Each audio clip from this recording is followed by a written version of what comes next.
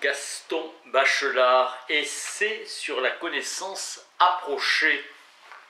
La connaissance dans sa perfection réunit deux conditions contraires, la minutie et la clarté.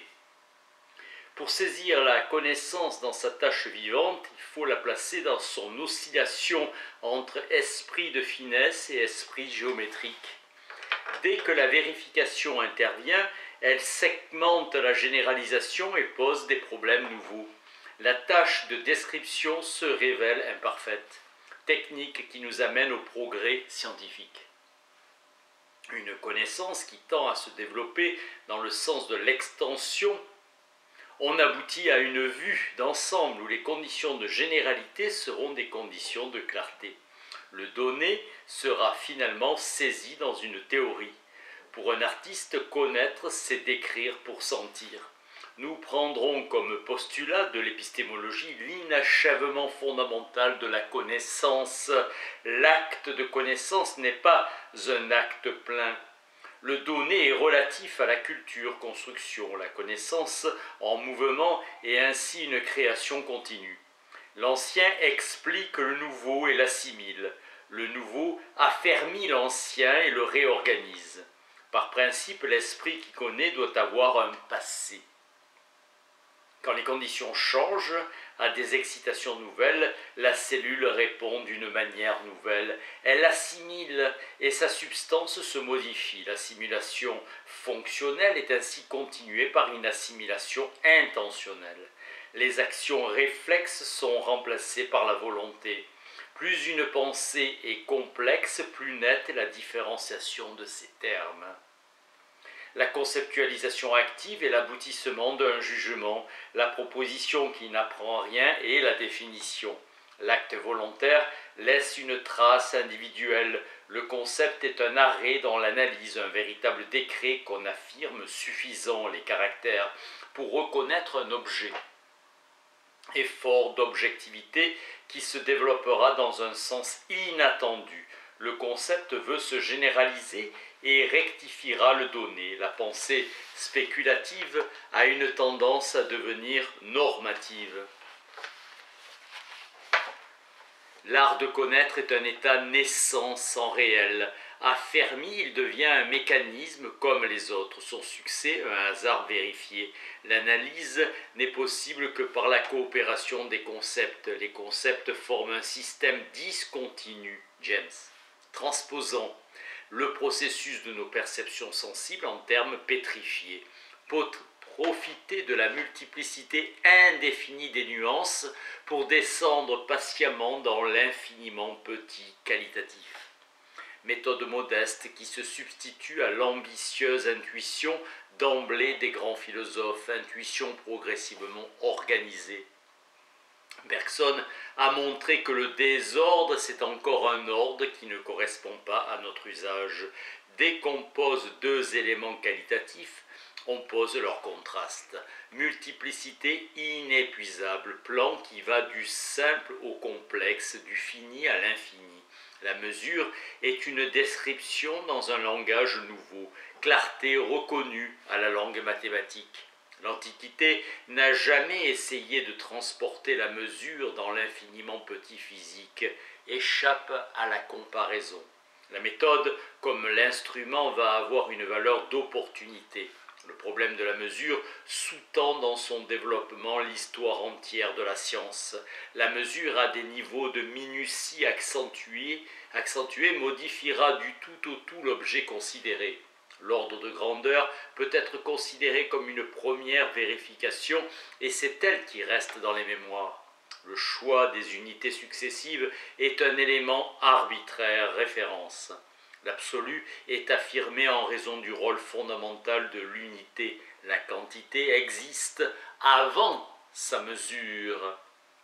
La proportionnalité peut être un véritable indice de découverte. Une des propriétés de la proportion, c'est l'indifférence à la multiplication des grandeurs qu'elle relie. L'induction est un principe expérimental. Conceptualisation et induction représentent la même opération. La reconnaissance est liée au degré de précision de la connaissance. L'induction n'arrive pas à lier la précision, critère indépendant des résultats.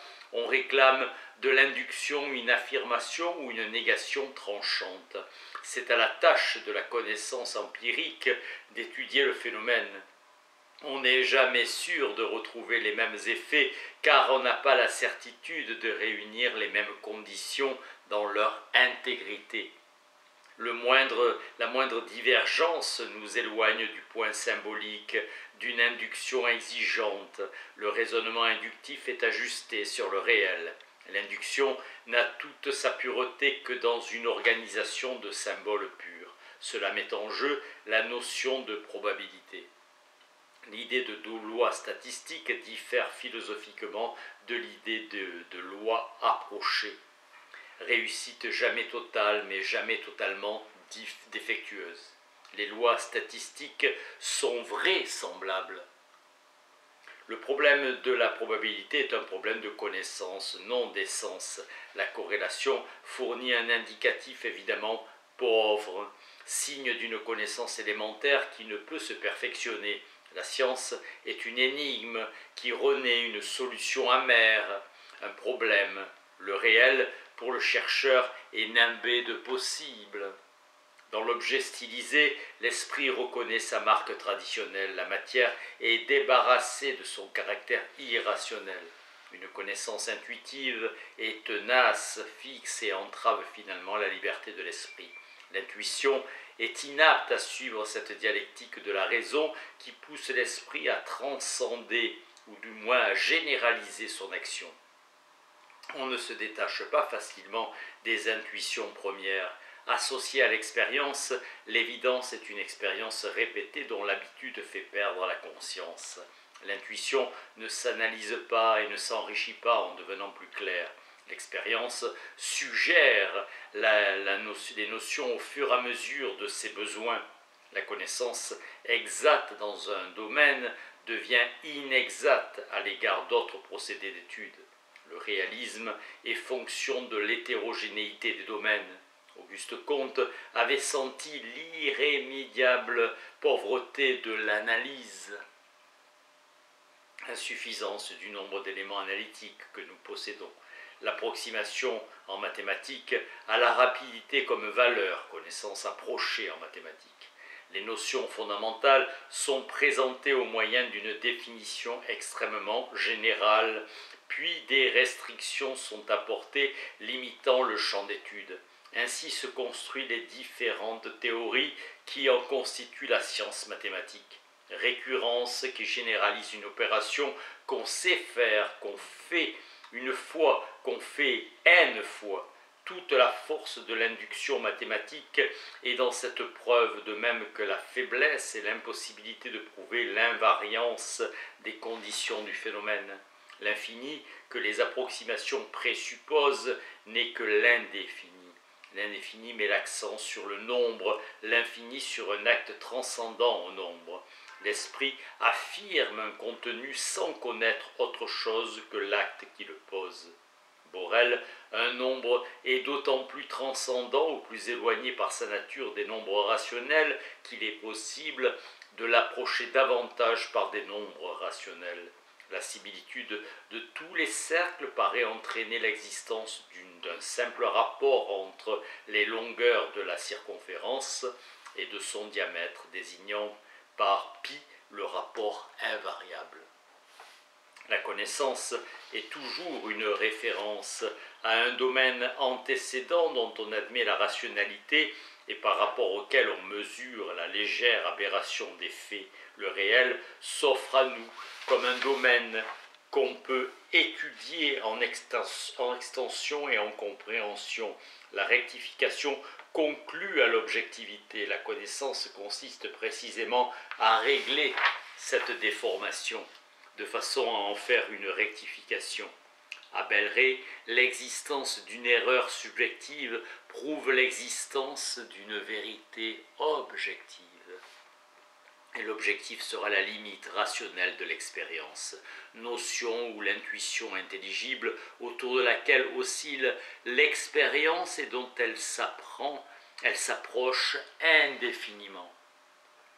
Guillaume, modification essentielle qui éprouve les perceptions dès qu'on les relie, car apprendre, c'est constituer une structure.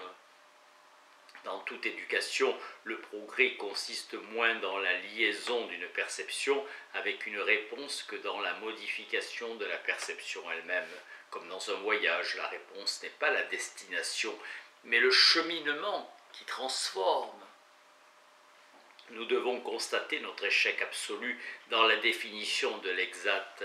Le rationnel et l'irrationnel se pénètrent sans se mêler jamais. Le progrès de la connaissance détaillée semble aller de l'objectif au personnel, tandis que le progrès de la connaissance systématique va du personnel à l'objectif. Le réel, en perdant toute hiérarchie, retourne à une multiplicité antérieure à toute création et réfractaire à toute construction. Pensée et réalité apparaissent comme déliées.